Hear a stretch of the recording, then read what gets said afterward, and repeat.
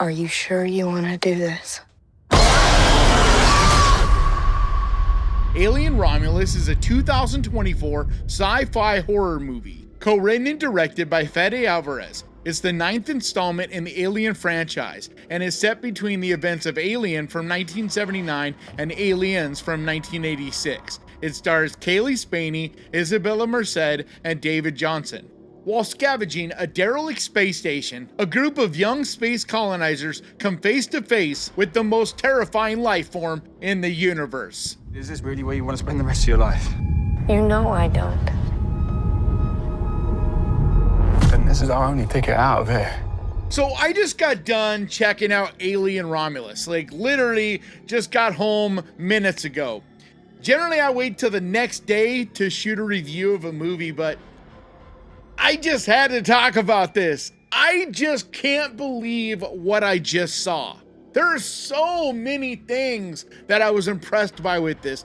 And it's hard to talk about this because there's a lot of spoilers about this. So just a big warning, go and see this in theaters as soon as you possibly can before it gets spoiled for you. Stay off Twitter, stay off social media, because someone will spoil some of the little things in this that make it so special. But the biggest thing that really stood out to me and made me just feel so impressed is this feels like an Alien movie. I mean, this feels like it fits right with Alien and Aliens, and that's incredible. Everything from the technology to the practical effects used, the cast, just so many things in this. It feels like it's from that era, and yet it's modern. It's not a movie that feels like they're trying to be nostalgic or they're trying to make something from the 70s. It just feels like it's part of that same universe. I was also just blown away from the very, very beginning, the opening scene, on just what a grand level this movie. This feels like Hollywood. This feels like big time Hollywood. And we just don't see movies like this anymore that are thriller, horror, sci-fi, but on a big level where money is been invested in it. And everybody seems to actually still care about a property they're making because it had meat on the bones. It didn't feel fast food. It doesn't feel, like it's dumbed down for the audience, or that it's trying to be PG-13 to maximize as much money as it can make. Like, this is rated R, and it's a hard R. There are definitely gory moments, gory scenes, brutal moments, plenty of scary, creepy, uncomfortable moments. And on top of that, it does a great job of bringing some new lore and some new things to the Alien franchise, which is another thing that's, so impressive. Because it feels like anytime we've seen people try to play around in any big IP, all it gives you is just constant fan service, all these cameos and things like that. But there isn't a lot of real substance to it, and it doesn't necessarily make for a really good standalone movie. But this does. This doesn't worry about cameos. This doesn't worry about any of that kind of thing. It just makes a really good Alien franchise movie. And they definitely brought the horror back. I mean, this is much more of a horror movie, because I argue all the time that Aliens, as much as I love it, it's a great movie, that it's an action thriller. It's an action sci-fi thriller last. I definitely don't think it's a horror movie. Whereas Alien is definitely a horror movie. It's horror first. This feels like a really great blend of the two, because this definitely brings the horror, but it does still have plenty of action and exciting, intense thriller elements and scenes and characters and all of that stuff as well. But it's really well acted. Kaylee Spaney, I was extremely impressed with her in Civil War earlier this year, and now I'm just even more impressed with her in this, because she has to really carry this whole movie. She is the main character. She is our survival girl. She kind of plays the role of Sigourney Weaver in a way, but yet doesn't at all seem like someone trying to fill that role, because you just can't. There is only one Ripley, and I think this movie would have really had issues if they tried to put a female character into that Ripley role. And I don't feel like they did at all. She just, to me, other than the fact that she's a woman and trying to survive the xenomorph and all that,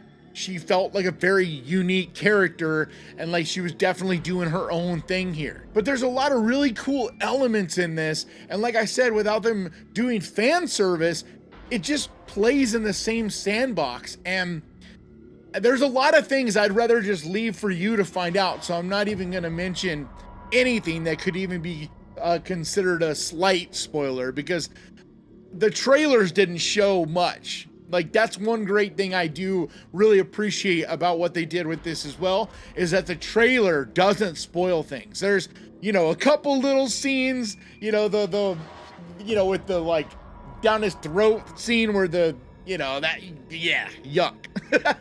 You know, there's some scenes like that, but that's not really a spoiler, because there's a lot of things to this movie that I don't think you're going to expect. And it absolutely doesn't show anything from the final act, which is a big, you know, problem that a lot of trailers have now, is showing you almost the final scenes of a movie. But this definitely doesn't. There's some things that happen in the end of this movie that, if you were to see them, it would really ruin this. But I'm not going to say it's a perfect movie. There are a few little things here and there, some tiny nitpicks that, you know, I would maybe have tweaked slightly or just aren't personally my favorite thing.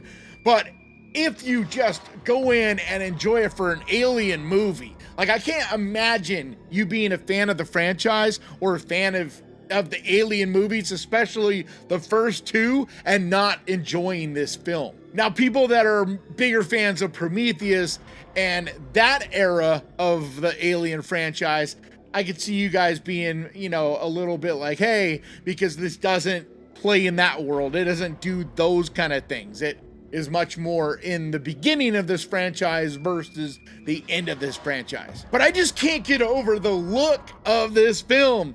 It looks incredible. The mood, the atmosphere, the lighting, the sound design. Like I said, it really feels like an Alien movie, but yet it's modern and it's really well put together. It just, I couldn't get over how much I love the feel of this film. Like, if you have a horror classic that needs a sequel or a reboot or whatever, and you don't go to Fede Alvarez first, you're insane. Like, all I could think about was, I want to see him go get Wyatt Russell and do a Thing sequel or something, because I just want to see more of what he could do with these classic franchises, because you can see how much of a fan of horror he is and film, and really pays attention to the nuances, to what makes these franchises great.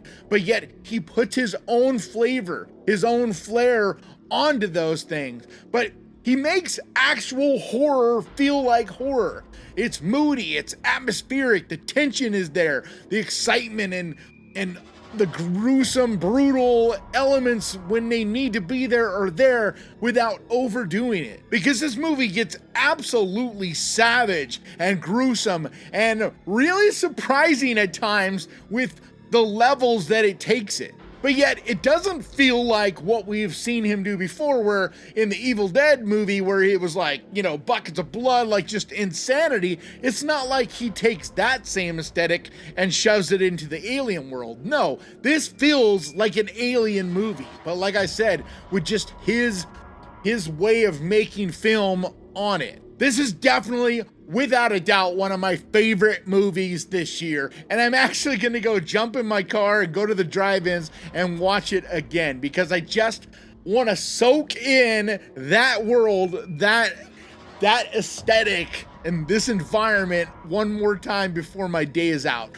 That's how much I enjoyed this film. I'm just so impressed. Like, I heard the hype. Everybody I know got to see this before me, and they were all saying how good this was and how it just blew them away and all this.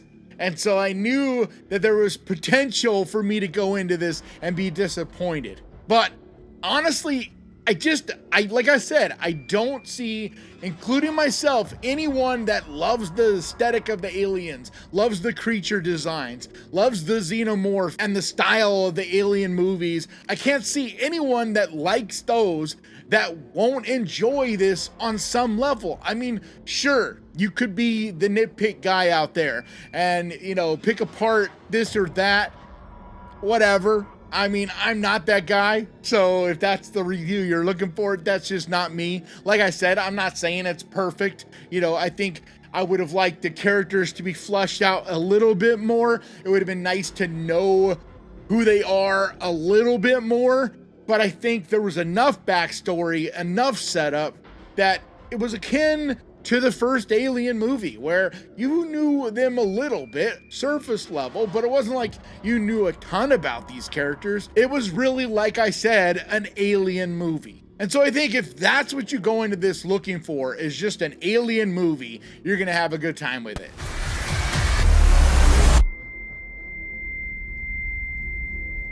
But that's gonna do it for me today. Thank you so much for checking this out. I wanna give a huge, massive, enormous thank you to the Ghost Pirate crew, to you guys over on Patreon, and to the channel members over here. You guys mean so much to me. And if you would like to help support this channel over on Patreon, there's a link down in the description. Or you can become a channel member and help support the channel that way by clicking on the join button down there. But like always, thank you so much for watching. Please crush that like button. And remember, guys, horror can be fun. And if you enjoyed this, click right here to see me talk about Strange Darling. And I'll see you guys next time.